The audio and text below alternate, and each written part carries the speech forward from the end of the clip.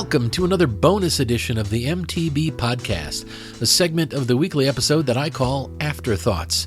This is my favorite part of these weekly presentations because it gives me a chance to dig a little deeper into something that came up during the main presentation. So in the main presentation this week, we looked at forgiveness and reconciliation, how real healing depends on understanding the whole story, extending forgiveness when possible, and then building something new together. And if that all sounds a little too idealistic for the times we're living in, well, you're not wrong. It's one thing to talk about forgiveness when the wounds are accidental or even mutual. But what do we do when the harm is deliberate? When the people causing it don't show any signs of stopping and certainly no signs of repenting? So let's just name it plainly. Donald Trump is back in office. Elon Musk is heading a shadow department, the DOGE, which somehow sounds both ridiculous and terrifying at the same time. Thousands of federal workers have been fired, agencies are being dismantled, courts are being ignored, Congress isn't stepping in, and many of the people we love, our neighbors, our family members, even friends, are cheering it all on. These aren't abstract harms. They're real. They're happening now, and they're not just policy disagreements. They're attacks on democracy, on justice, and frankly, on basic human dignity. So, what does forgiveness look like in a time like this? Is it even possible? Can we reconcile with people who support this kind of destruction? Or do we need to start thinking about boundaries instead of bridges? And that's what we're going to explore together in this Afterthoughts session. Not because I have a nice and clean, easy answer, but because this is real life. And real life is messy. We're going to sit in the discomfort. We're going to try to unpack the complexity a little bit. And then we're going to ask what our response might look like. Not just to move forward, but to do it in a way that keeps our values intact, while also keeping our hearts from hardening too much, and hopefully keeping our heads a bit clear. So let's start with the obvious. Forgiveness feels impossible right now, and for damn good reason. We've all heard the phrase, forgive and forget. But let's be honest, that only works when someone accidentally eats your leftovers, not when they've actively helped burn your house down. Forgiveness often feels like we're being asked to let people off the hook, to say, oh, it's fine, when it's absolutely not fine. And when the people doing the harm don't show any sort of remorse, they offer no apology and are in fact doubling down on their behavior, yeah, forgiveness? No thanks. That's a hard pass for me. This isn't just about political disagreements. MAGA isn't just a red team versus blue team situation. We're talking about a movement that's rooted in racism, xenophobia, misogyny, Christian nationalism, and definitely authoritarianism. It's not a difference of opinion about tax brackets. It's about whether or not your neighbor thinks your very existence should be up for debate. And if you've been on the receiving end of that kind of hate, or if you've worked in public service like I have and watched everything you care about being dismantled by people who claim to love America, you're probably not feeling very generous right now. That pain is real. That betrayal cuts deep. So let's name what this feels like. Anger, exhaustion, grief, fear, a simmering sense of hopelessness mixed with the pressure to somehow be the bigger person when your very identity is being mocked or attacked.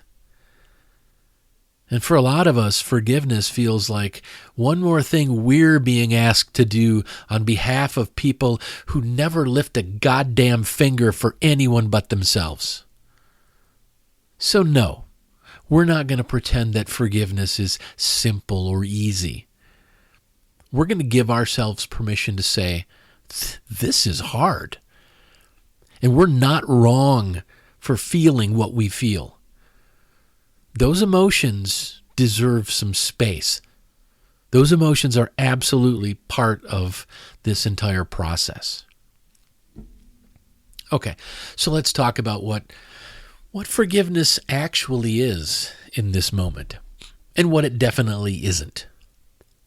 So for me, forgiveness does not mean that we're saying what happened was okay.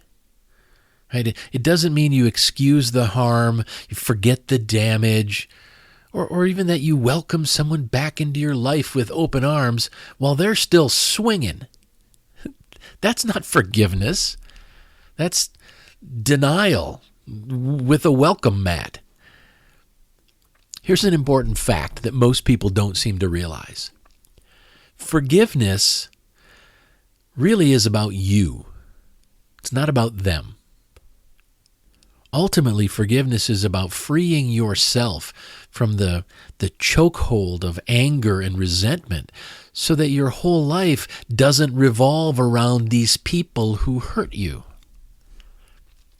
And here's something else that I think is extremely important. Forgiveness is not the same as reconciliation. Forgiveness is internal. Forgiveness is your process. You get to set the pace, you get to set the boundaries, and you get to determine the meaning. A reconciliation, on the other hand, is mutual. So it requires change, honesty, and accountability from both sides. It's not one-sided. So if someone hasn't shown any remorse, or they haven't grown at all, reconciliation isn't just unrealistic. It might be downright dangerous. And I want us to consider this too. Sometimes peace doesn't come from fixing the relationship. In fact, sometimes peace comes from letting go of the idea that the relationship has to be fixed. It comes from putting up healthy boundaries and sticking to them.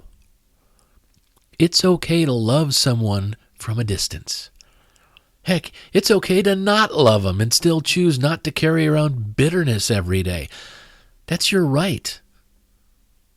And that can be peace.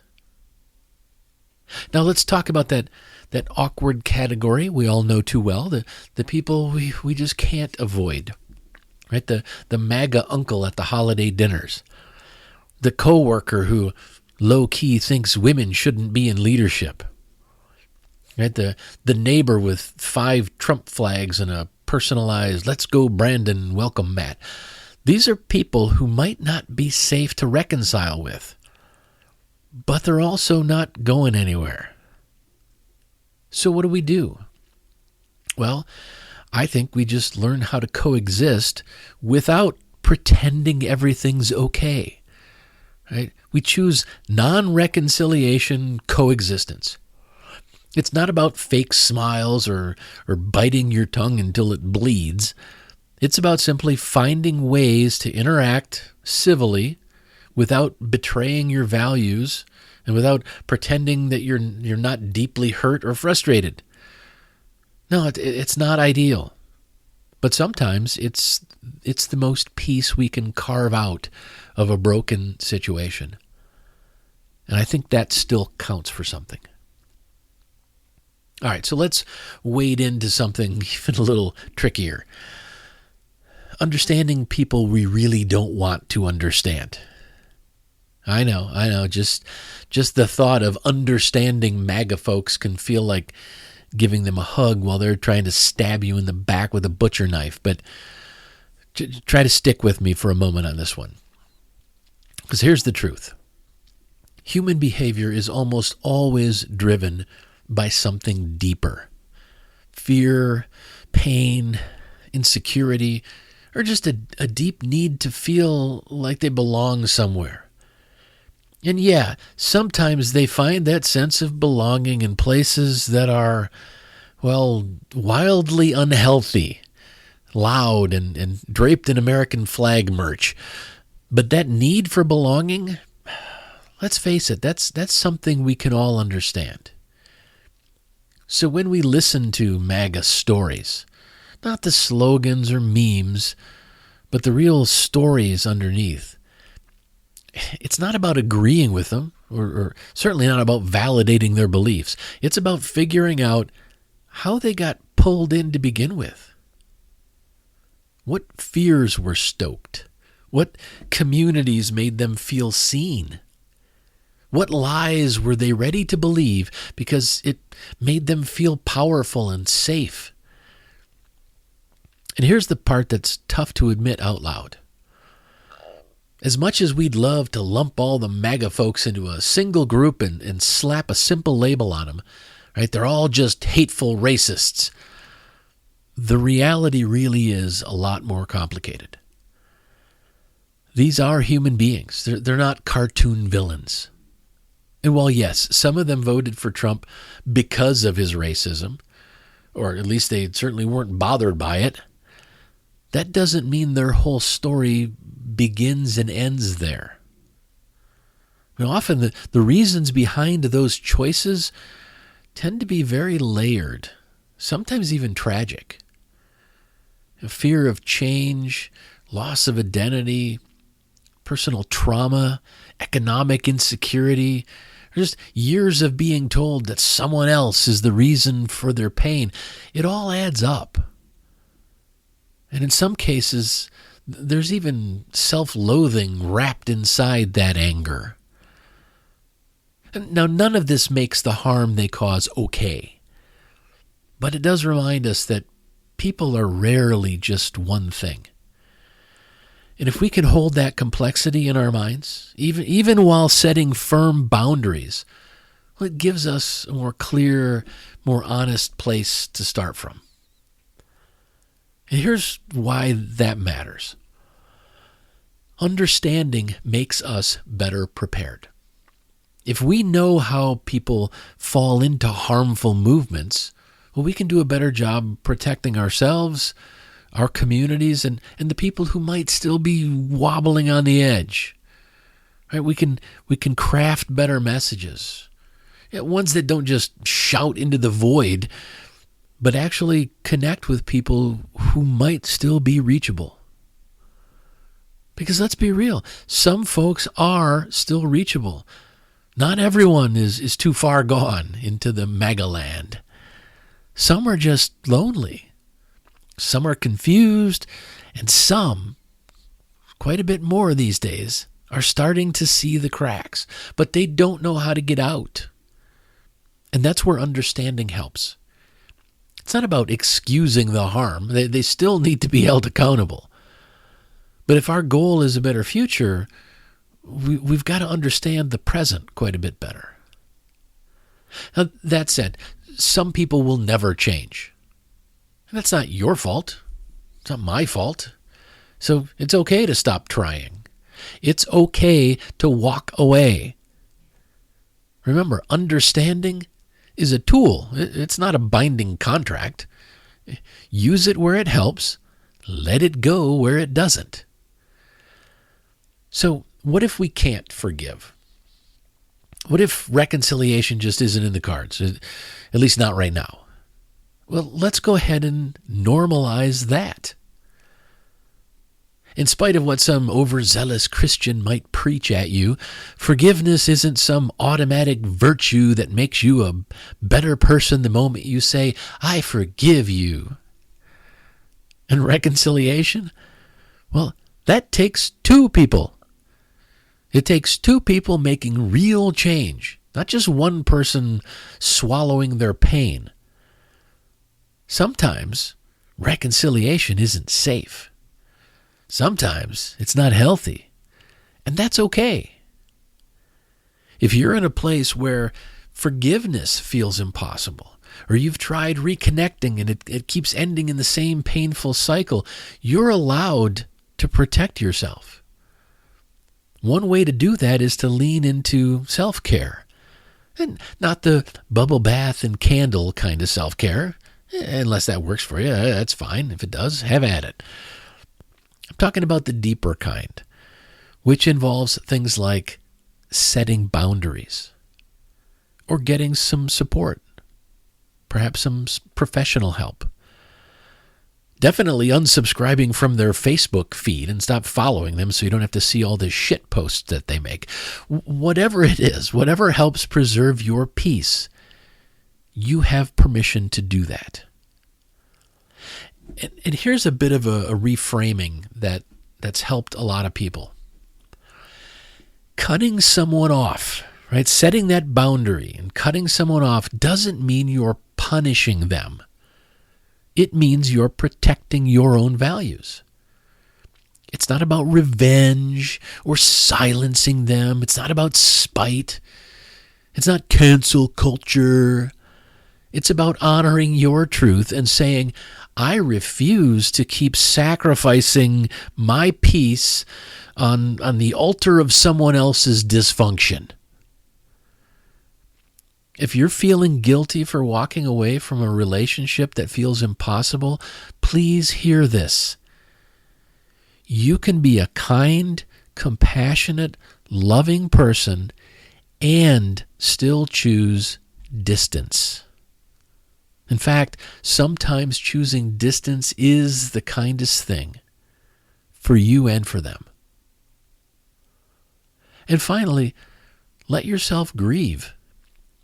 Let yourself mourn the relationship you wished you could have had, because that's a real loss. And pretending it doesn't hurt just delays the healing. Give yourself permission to feel it, to name it, and then slowly, gently begin to let it go. So here's the thing. Real forgiveness, it's not a box you check off so you can win the Good Person Award. Real forgiveness is a process. And sometimes that process, it just doesn't end with a hug and a Hallmark moment. Sometimes it ends with you quietly choosing peace over connection. And that's not failure, that's wisdom. We don't have to reconcile with everyone. Some people won't change. Some people can't hear you or they just aren't safe to be around. But what we can do is reconcile with ourselves. We can reconcile with our own truth, with our own boundaries, with our own deep down need for peace. And that's still healing. It still matters. So here's your gentle call to reflection this week. Who are you still carrying in your heart, either with anger or sadness or confusion, that you might need to forgive just for your own well-being? Remember, I'm not talking about reconciling with them. I'm talking about forgiveness. And that's a personal internal process. It's just a way of letting them go so that the past with them isn't controlling your present. And just as important, who do you need to release? And not with bitterness, but with clarity. Who do you need to release for your own peace? Whatever you choose, please know it's okay. You are allowed to protect yourself. You are allowed to protect your peace. You're allowed to choose your own path forward. And whether it's a slow walk toward forgiveness, whether it's a firm boundary or just taking the next deep breath, you're doing something that matters. Keep going. Just keep going, one step at a time. But remember that you need to do it for yourself.